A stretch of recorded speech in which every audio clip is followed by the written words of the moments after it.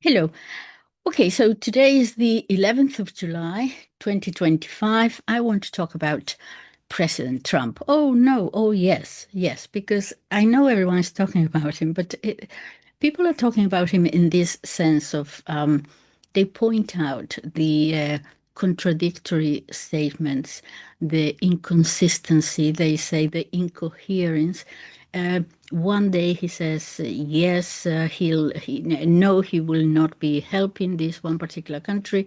The next day he says he will, and is he not aware of the contradictory statements? Is he not aware of the incoherence and inconsistency of what he says? Because most people have a notion of if you said this yesterday, you cannot the next day say the opposite. Well, perhaps you could in one particular sphere of whatever you're discussing, but then to do it constantly, most people say, well, I'm not being logical or something like that. So I want to look at this and try to judge it, my opinion, from my own perspective. And I'm going to give you an example, first of all, and it's nothing to do with Trump. It's a story, but it is a true story that happened to me many, many years ago when I finished university in the very early, it was late 70s, early 80s.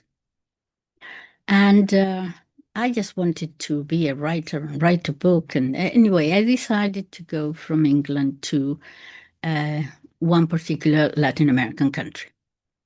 Actually, it was Mexico, it doesn't matter. Okay, so, and I stayed there. I lived there for about a year and a half, something like that. While I was there, my husband or my boyfriend at the time came to see me. He hadn't finished his PhD in England. He was American, and he came to see me. And walking along town, we saw a notice. He was a student, not a lot of money. Okay, so he saw a notice on a bus station saying that the service of the Greyhound bus, the American bus, was going from that city to California. He said, fantastic, fantastic. You know, I can get the Greyhound bus to go back to Orange County. And but there was not a lot of information there, just that the service was available. And so he asked me, he said, go and ask them, please, when, days and times and how much. Okay. And then he would buy a ticket. So I went, there was no problem with the language. Yeah.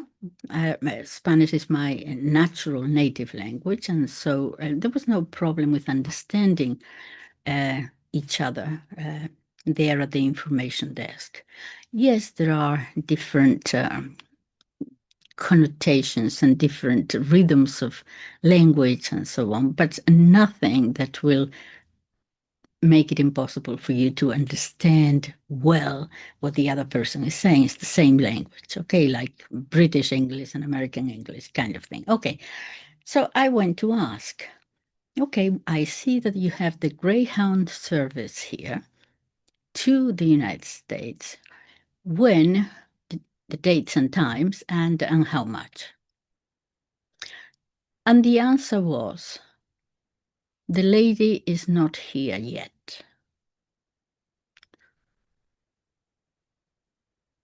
Okay, the lady, what lady?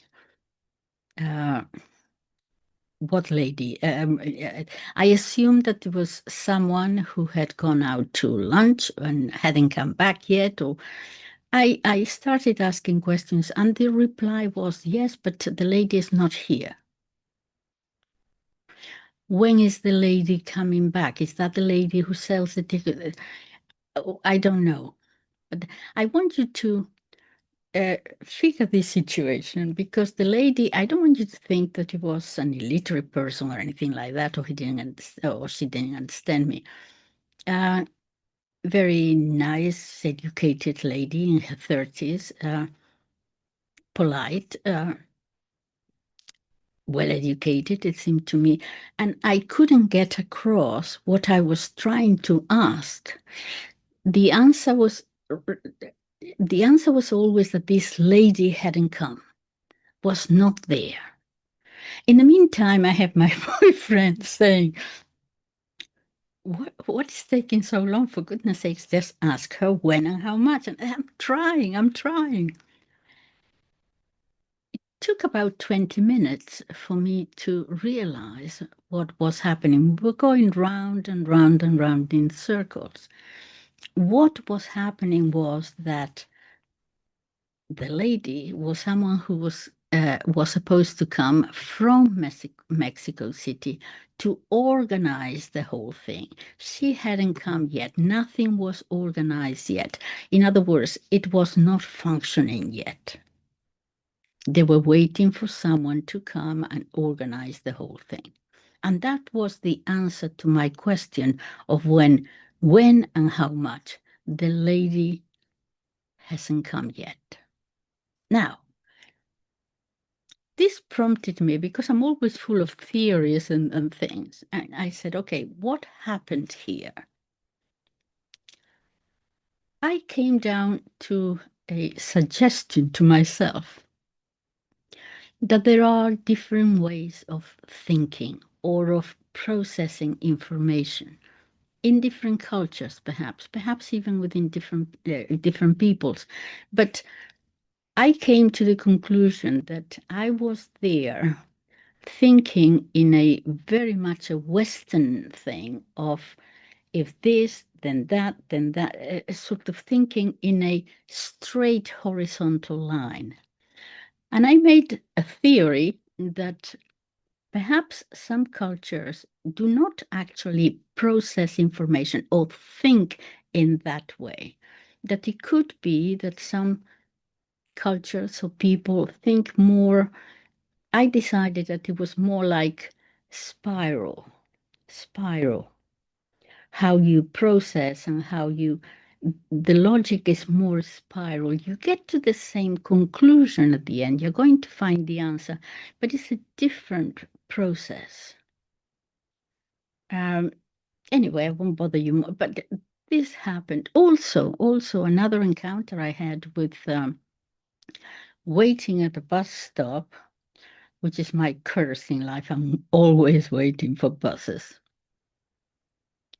And I asked the lady, I had been there waiting for quite a while, and then I asked, the bus number 23 doesn't stop here, does it? And she said, no. Sorry, the other way around. The bus number 23 stops here? And she said, yes. Yes. Oh, okay, thank you. So I continued waiting. No, I waited forever. The number 23 or whatever the number was didn't stop there. And then I realized that anyway. So then I was talking to someone else and I said, gosh, I waited there for such a long time. And then I asked this lady, does the bus number 23 stop here? And she said, yes. And I was complaining. I said, why do people say yes when they don't know? Well, perhaps she was mistaken too, and she thought, like I did, that it did stop there. I was sort of answering my own questions. And my friend said, no, it's not like that at all. And I said, oh, explain. It's the way you asked the question. What do you mean? You said, the bus number 23 stops here. And then she had to say yes. Why? Because, again, try to explain different cultures. It is rude to you if you are expecting something. I know this doesn't sound plausible, but this is the explanation that was given to me. It is rude to say no when you're actually expecting it to say yes. That didn't make sense to me. So I said, so if I had, he said, if you had said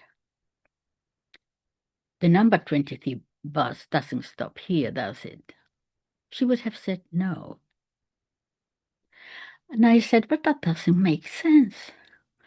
Well, it is considered, I don't understand how it can be considered rude to actually give you the wrong information. So, what is one to do then? Then I just have to ask a straight question, right? The bus number 23, does it stop here? Yes or no? Would that be the right question to ask? And he said, no. I said, the answer would have been probably, I don't know, which would have been better, but in any case, I don't know. I said, I don't understand then how anything can function if you are, it is more important to you not to offend in whatever sort of way, not to offend the questioner than to give the right information. He said, no, but if you are of the culture, you know how to ask. You see, you understand, you know how to move, how to think, how to ask. Anyway, this is an example to tell you that I really believe that different cultures think differently, process the information differently. And I think that there are some people within the same culture that perhaps might be the same, that they process information differently. And when you ask a question, they are actually answering you, not that question, but a different one that it is playing in their minds. This thing about cultures is extremely important, especially in this globalized world. Because I was just listening to, oh, I forget his name now, an American comedian who was saying, for example, this death to America that the people of Iran are shouting. He was explaining, David, oh my goodness, I forget. He was explaining that he was talking to someone who is a Persian scholar, and he said it's not. They don't mean it literally. He was not defending Iran necessarily, but he said no. It's in America, for example, instead of saying death, we would say go to hell or you know F whatever, the government or something like that. It doesn't mean literally in that sense. And he says, and he gave me the example of something that happened to him in New York, that he got a taxi. This is ages ago, and the taxi, and there was a traffic jam, and the driver was Iranian, and he said, "Death to this traffic jam." In other words, it's a figure of speech. It's a figure. It means I don't like you, yes, but it doesn't necessarily mean death.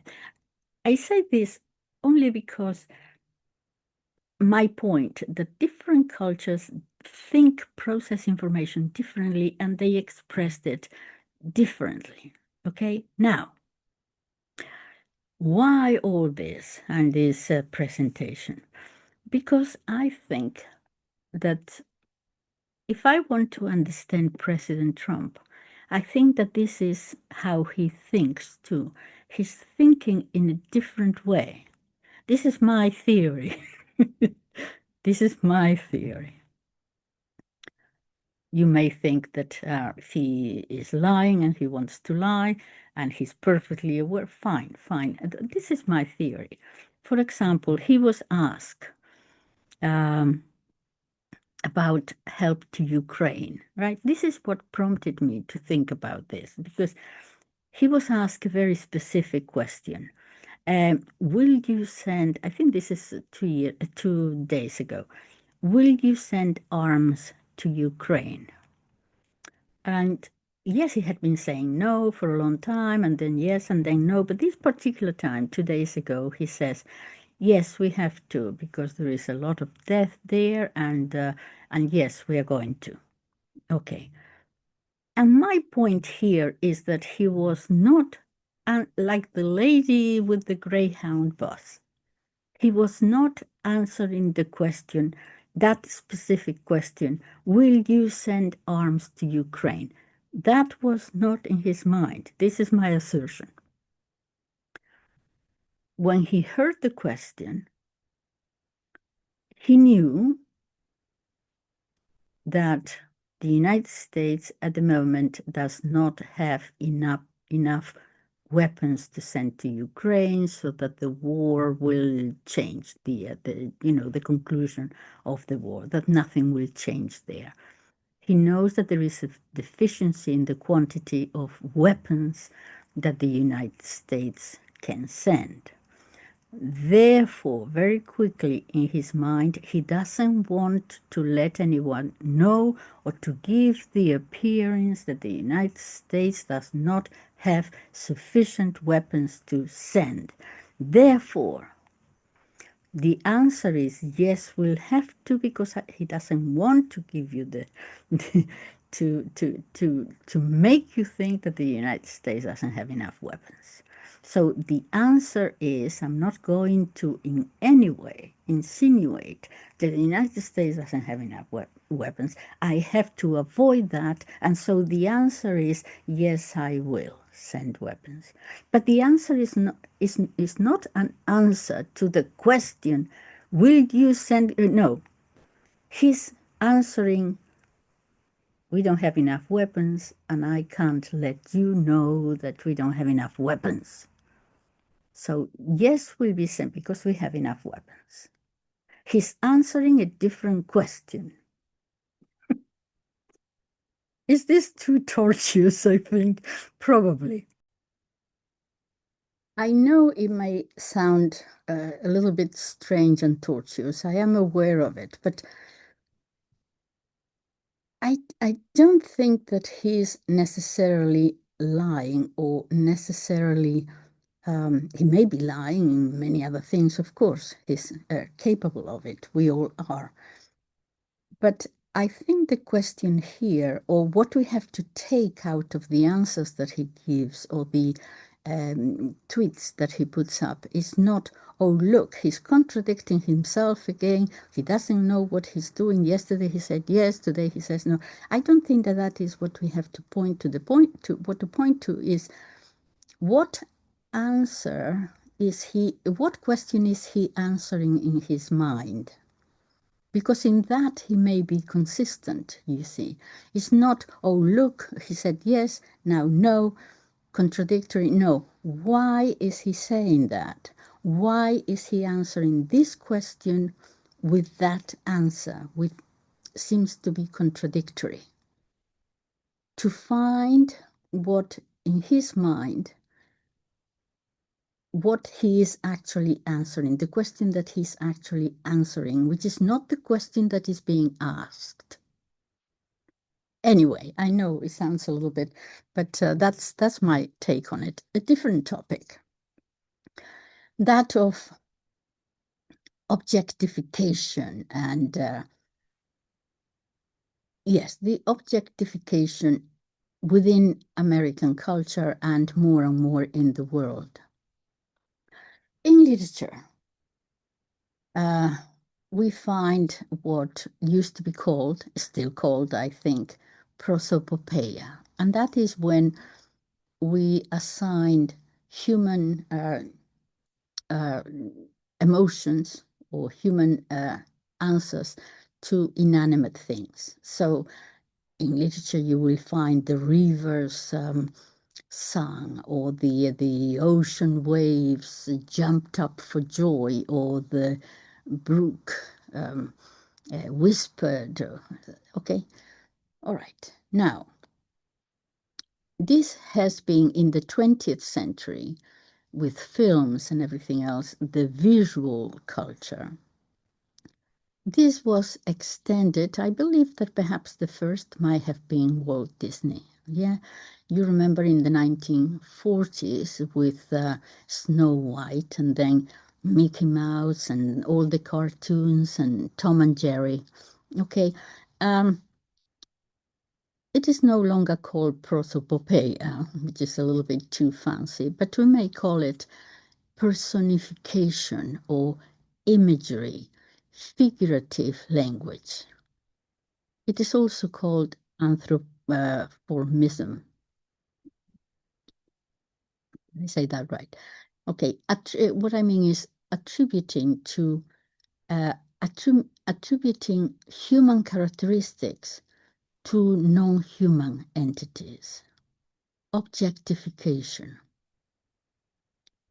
And I find that the more and more this has taken over in the culture, at the same time that we are assigning inanimate things personal human characteristics, nevertheless, at the same time, we are depersonifying, dehumanizing human beings.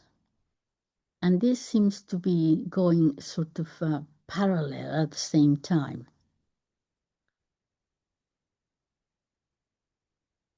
And so now we have gone beyond cartoons and all that, and now we have films about avatars and what is it, that film that everyone is quoting all the time? The red pill, the white pill. I don't know where all these pills. I believe that that is out of a film called The Matrix, but I have never seen it. And I never quite understand when everyone says, oh, you took the red pill. I don't know exactly what they mean. But this objectification goes parallel with dehumanization.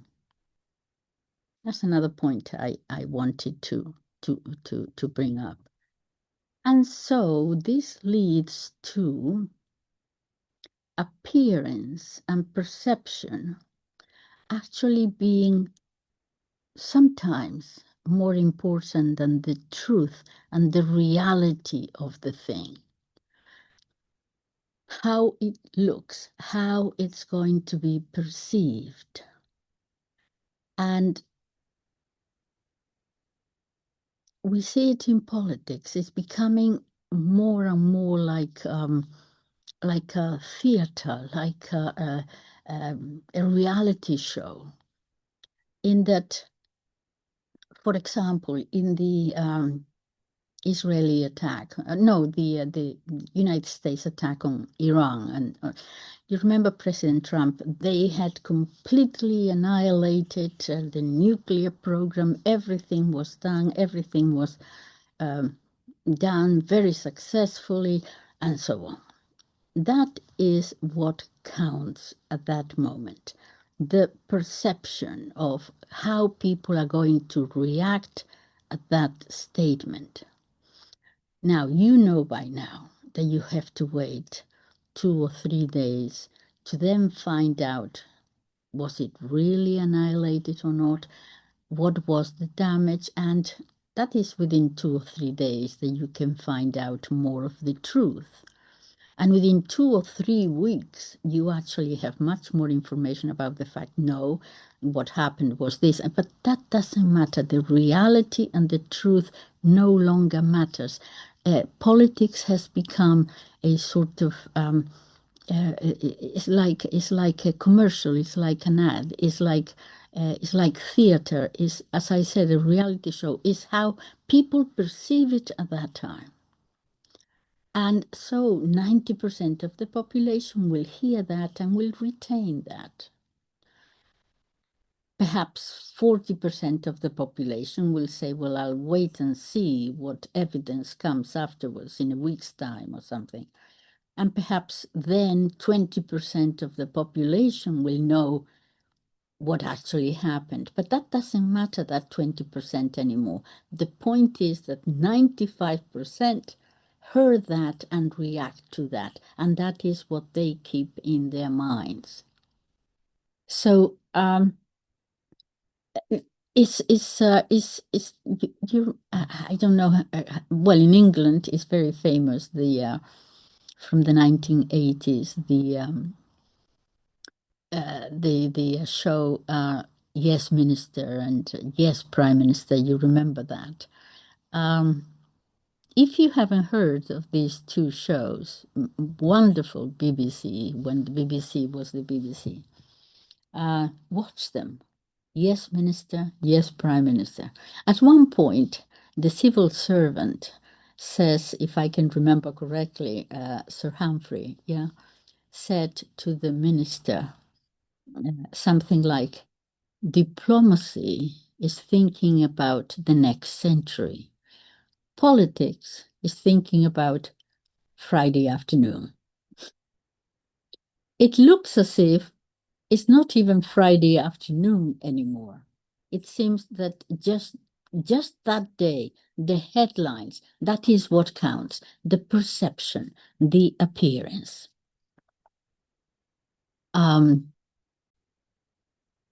So the appearance, the public perception is what counts, not necessarily the facts of the situation anymore. More importance is placed on how something will be perceived at that moment, on that day, than what the truth is, the reality of the situation is. And so you see that in politics, therefore, they are also jumping one jump, another jump. It's just a continuous reaction. Tomorrow will be something else. Okay, that's my point number 2. Now, point number 3 that I want to discuss also, and that is the state of the empire as it is today. Now, Sergei Glassiev, who is a minister, he used to be an advisor to President Trump. Now he's a minister of something or other, economics with the European Union, something like this. He was talking the other day, and he said he referred to that 7-step plan. It used to be a 5-step plan, but he mentioned, I believe he mentioned 7 or 6, in how the United States, or not the country, but the oligarchs, let's say, the empire, let's say, their relationship with their plans for the United States, Russia. First of all, he referred, you've heard this before. First, it was eastern expansion of NATO, yeah, especially to former countries that had been part of the Soviet Union. Okay, it did fail in Georgia in 2008. Didn't quite get the result that they wanted, but in any case, eastern extension of NATO. The second one was to bring the Ukraine into the US orbit, yeah, not allow it to be there like a buffer zone, okay, to bring it into the US, into NATO. Number 3 was to cut off Europe from Russia. Okay, you know that Germany getting all that cheap gas and energy, no, severe Russia-Europe ties, which inevitably would lead to Europe's increased dependence upon the US.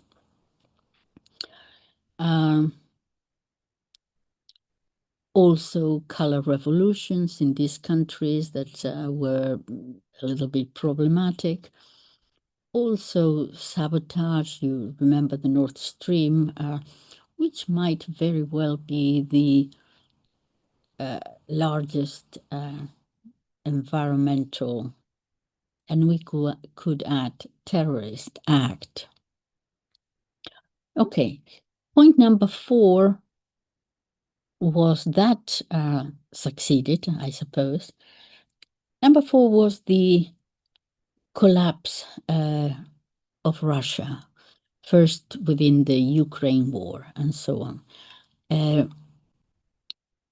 that hasn't materialized. That is, I think, failure. But this was planned, I think we can say, yes, with years and years and years in advance through different methods. The anti-Russian propaganda. You remember the Skripals in 2018? It is also called um, the Salisbury poisoning thing when Russia was supposed to have poisoned Mr. Skripal and his daughter. Okay, we all believed it because why would suddenly, the government lie about this? Okay, oh, terrible thing. Okay, then we don't know what happened anymore. The story is but no one talks about it anymore. But yes, then we learned that Mr. Skripal had been a double agent, yeah, for Russia, but was in the Russian security services or intelligence, but then he was also working for the UK. Okay,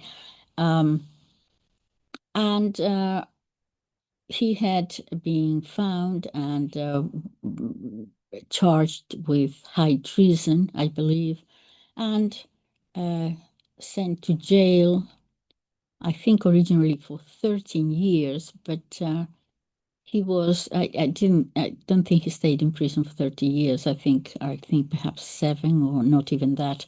And then he came back to the UK and he was apparently functioning. You can go to just Wikipedia and see what he was involved in and so on. So that could have been a false flag of anti-Russian. I'm just saying. We did believe it at the time because why not? But now looking back, it falls into this anti-Russia sort of preparation of the populace, as it were. Okay, so in any case,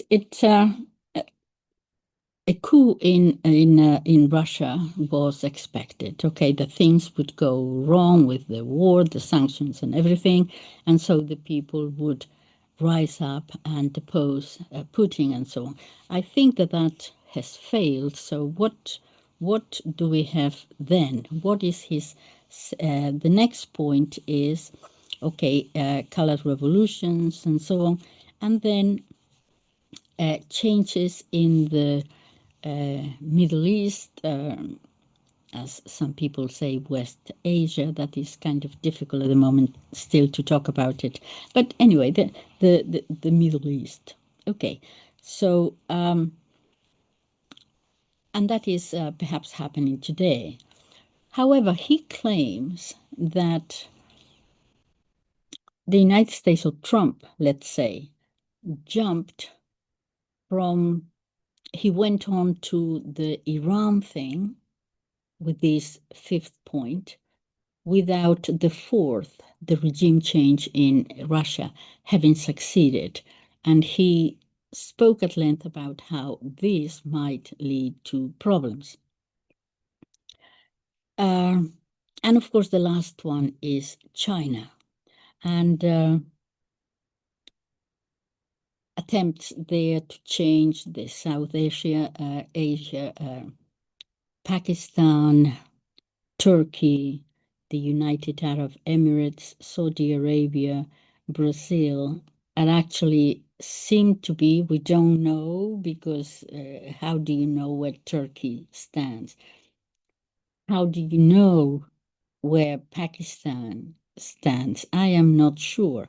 Well, everyone says that yes, he's there with the BRICS, let's say.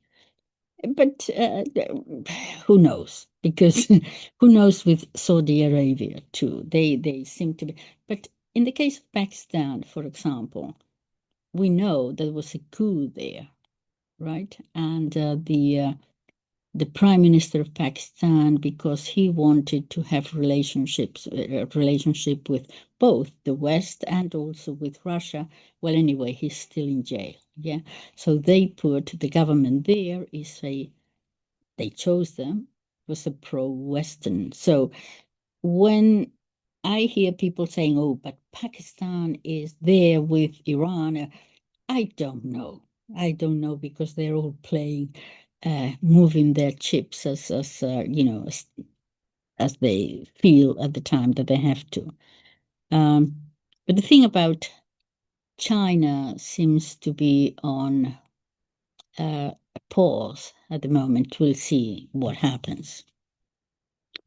In any case, the point that he was making was that the West or the empire was failing, that he was practically failing at everything. Now, we may agree, not agree, whatever, but that was his exposition. Now, what happens?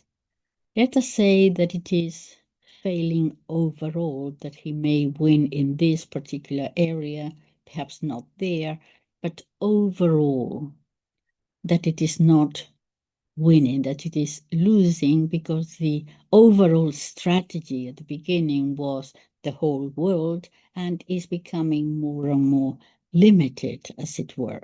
The world governance is no longer considered a possibility. And then this leads me to something else, and that is how the native population, the American people, react to all this. And this is my take on it. Can we agree that perhaps the empire is a little bit overextended? There are, some people say 800, some people say 750, I don't know, bases, American bases throughout the whole world. And it's not only the military there, but all the NGOs, organizations that are there and so on.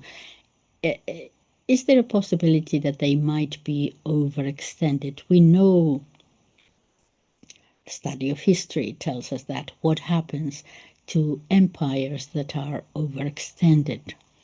They begin to fracture at the nucleus, in the middle, in the original population. Now, how are we going to keep this American population on board? I want to think about it psychologically a little bit. Because I do feel for the American people. My daughters are American. You know that by now. And I wish the United when you go to the United States, I have no problem saying it, how nice people are. And it just happens, that sometimes we are judged by our governments, by what our governments do. It's the same with Britain. But anyway, there they are. Personally, I think they have been abused for decades. Why do I say that? Well, in Europe, for example, you could say, okay, so we accepted American bases and therefore we've become subservient to the United States and this and that. Okay, you can say that. We lost sovereignty to the United States. Okay, but we got something in return a little bit. In other words, we wouldn't have to pay for our military so much, okay? In exchange for their defense of us, we would give up a little bit of our sovereignty at the beginning. But I want you to think about this, that in Europe, we had, and we still have, it works, each time it works worse. But nevertheless, for decades, we had free education, free university education. I didn't pay for my university education, no one did. Now they pay a little bit, but even that, if you give the amounts that people pay, the native population in England, for their university education is laughable. to the Americans who have to pay thousands and thousands. Okay, so we had free health care. Well, no, not free. Okay, every month a little bit is deducted from our wages, but at the point of service, I can go to the doctor. I could go to the doctor every day. I never go, thank God, but you don't have to worry about paying or how much an operation is going to cost or anything like that. Okay? We got something out of the social welfare system that was introduced in Europe after 1945. The American people didn't get that. The American people pay their taxes and they're supposed to pay for everything again. And even if I spent a long time when I came back from the United States to Europe, and you would hear people saying, terrible, you have to pay for the doctor, and if you have an emergency, if you are an outsider, a foreigner, the first thing they ask you is your credit card, and they put more. And I used to say, I thought defending the United States, look, it's not really as bad as that, really. We get in Europe, we get a certain amount of money deducted from our wages every month.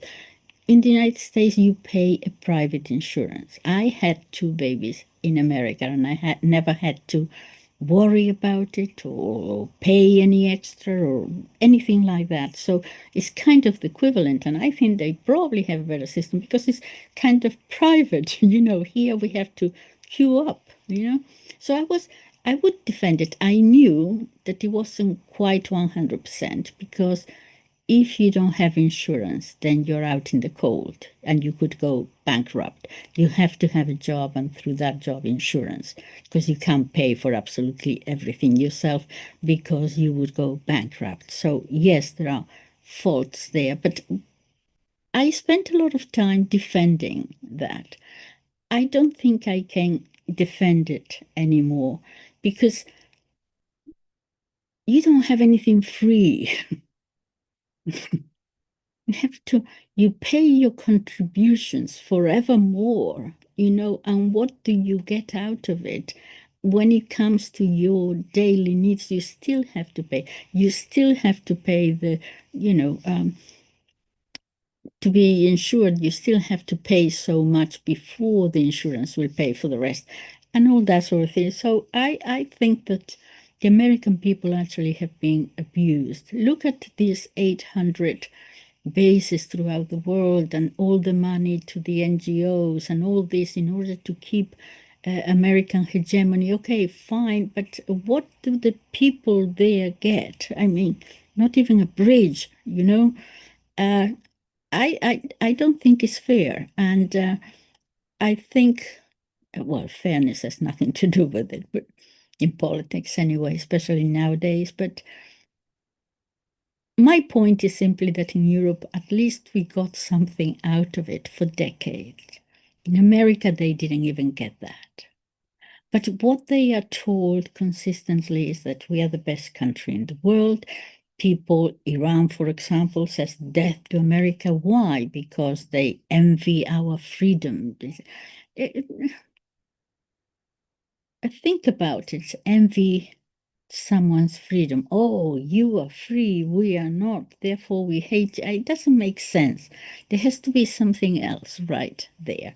But all this and the American dream when everyone can, in theory, yes.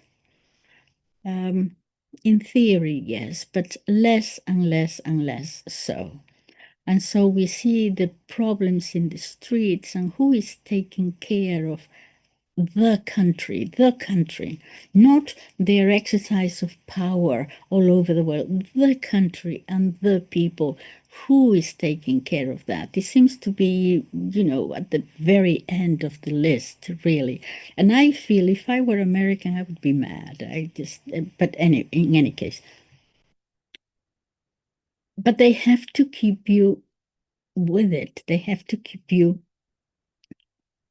happy with how things are. They have to keep you involved in that Yes, as if it was the 1950s, the golden era, when the United States had, I think it was 55% of the um, gross national product of the whole world, when the whole world was totally destroyed or living in poverty or something. And America was there like a beacon. Oh my gosh. But that was the golden age. The situation now is no longer that. So this is not to put you down, it's just saying you have to be a little bit more realistic than, to give you the answers that they gave you in the 1950s may no longer be true, the true state of affairs. Um, but what happens? Because the the propaganda, the people are so used to the for a whole century of commercials and advertisements and there is no difference. So something is being sold to the people about their country, and they accept it. And it's rather painful that the worst things get. And this is everywhere, by the way, not only in America. The worst things get in the country, the worst things get for you personally, because you're supposed to be successful and you, in your insides, you don't want to admit it. The more this excessive patriotism come to the fore. What I'm saying is this. Let me explain it a little bit better. The more down you are, the more vulnerable you are, the more need you have, we all have this, to join the group that is more powerful in order for us to feel powerful through them. Yes, think of the bully in the playground, the usual example, okay?